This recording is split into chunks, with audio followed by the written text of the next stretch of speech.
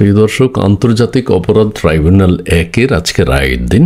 আজ ঐতিহাসিক 17 নভেম্বর। আজকেই একটা রায় ঘোষণা করা হবে। তবে কেউ কেউ বলছেন আন্তর্জাতিক অপরাধ ট্রাইব্যুনালের রায় আজকে সবাইকে হয়তো চমকে দেবে। কীভাবে চমকে দেবে সেটাই বলছে। কারণ পুলিশের যে সাবেক আইজিপি আব্দুল্লাল মামুন, উনি স্বীকার করেছেন যে হত্যাকাণ্ড করেছেন কিনা। দুই একজন যদি উনি মেরেও থাকেন, ওনার পুলিশরা মেরেছে, তাহলে নির্দেশদাতা উনি নিজে, পুলিশের আইজিপি। সো উনি বিপদে পড়ে যাবেন। শেখ হাসিনার সাবেক স্বরাষ্ট্রমন্ত্রী তো কাউকে খুন করে নাই। আর কারা পুলিশকে মেরেছে, কারা আগুন জ্বালিয়েছে, কারা হত্যাকাণ্ড ঘটিয়েছে, কারা স্নাইপার চালিয়েছে, ওই সাবেক স্বরাষ্ট্রমন্ত্রী উপদেষ্টার কথা অনুযায়ী 7.62 দিয়ে কারা গুলি করেছে, এগুলো তো সবাই স্বীকার করেছে। এগুলো তো প্রমাণ আছে, ভিডিও প্রমাণ আছে, অডিও প্রমাণ আছে, ওরা দাপটের সাথে বলেছে। সো শেখ হাসিনা আর স্বরাষ্ট্রমন্ত্রী আজকে বেঁচে যেতে পারে।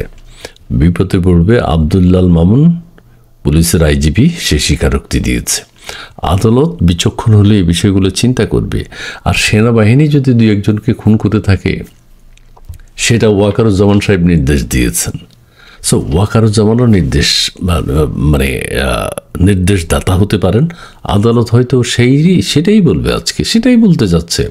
কারণ হচ্ছে যে এই যে আদালত প্রাঙ্গণে কড়া নিরাপত্তা, সেনাবাহিনী মোতায়েন করা হয়েছে, পুলিশ মোতায়েন করা হয়েছে, র্যাব, বিজিবি, সেনা সদস্য। আচ্ছা, এগুলোর কি কারণ? মানে ওয়াকারুজ্জামান সাহেবের সমর্থকরা এসেও আদালত পাড়ায় গণ্ডগোল করতে পারে। সেই জন্য সেনাবাহিনী, পুলিশ বাহিনী, র্যাব, বিজিবি, যে ওয়াকারুজ্জামান সাহেবের ভক্ত যারা আছে তারা ঝাঁপিয়ে পড়তে পারে। পুলিশের যে আইজিপি আব্দুল্লাল মামুন, ওনারও তো আত্মীয় স্বজন আছে না? ওনার আত্মীয় স্বজন সহ হয়তো ওনার ভক্তরা এসে আদালত পাড়ায় কোনো নাশকতা করতে পারে।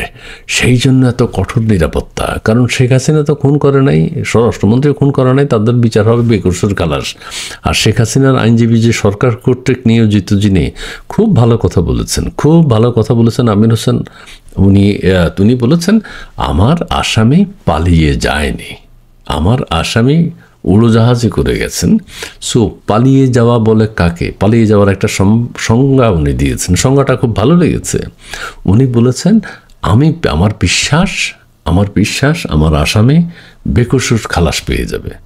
তো সো আবদুল্লাহ, ওনার নাম কি আমির হোসেন, ওনার সুন্দর দাড়ি, উনি চমৎকার কথা বলেন, ওনার বিশ্বাস সত্য হবে নিশ্চয়ই। উনি সত্য জেনেই বলছেন, ঠিক আছে, সত্য জেনে বলছেন আমার আসামি খালাস হয়ে যাবে। কারণ তিনি তো জানেন, দেশবাসী জানে, তিনিও জানেন যে কারা খুন করেছে, কারা আগুন দিয়েছে, সব কিছু তো ভিডিও আছে বাবা। উনি তো, শেখ হাসিনা তো খুন করে নাই, আসলে খুন যারা করছে তারা তো বলছে।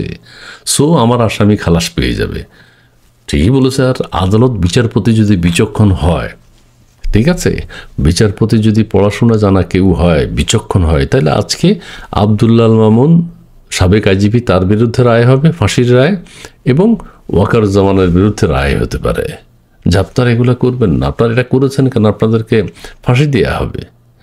শেখ হাসিনা এবং সাবেক স্বরাষ্ট্রমন্ত্রী বেকসুর খালাস। শেখ হাসিনার আইনজীবী রাষ্ট্র কর্তৃক নিয়োজিত হইলেও উনি কিন্তু ভালো কথা বলেছেন, সত্যের পক্ষে আছেন, ন্যায়ের পক্ষে আছেন।